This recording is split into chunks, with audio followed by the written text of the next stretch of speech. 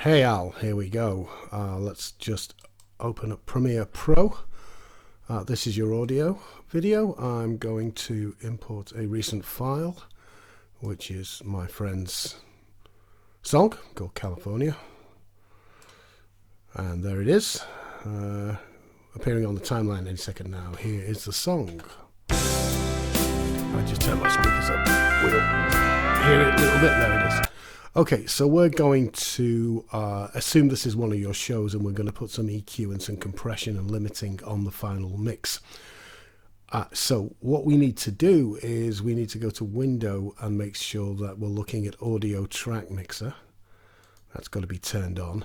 And you can see the audio 1, audio 2. We actually want to add everything to the mix, to the master, which is this one here that I'm waggling my mouse over. If you go up just underneath the little house there, the little home there, can you see this little button here? Show Hide Effects and Sends. Show Hide Effects and Sends. Click on, it's called a disclosure triangle. Click on that.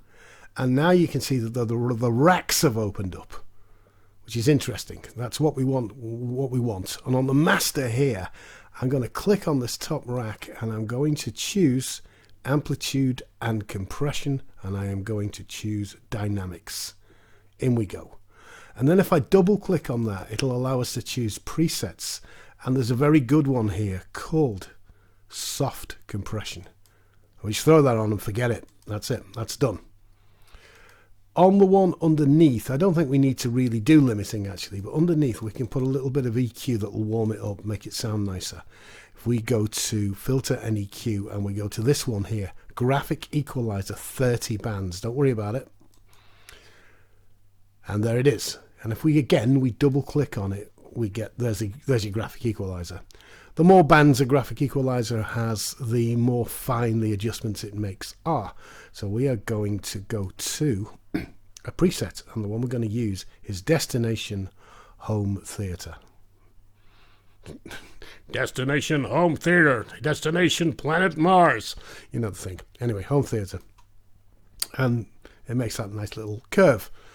And we can turn it off, and that will change the sound of something that sounded quite good already actually, so we don't really need it on this, but there you go. And that will keep the level good, and it will keep the EQ nice. That is a good fail-safe. So that's how you do it, and I'm going to press F10 and stop this recording.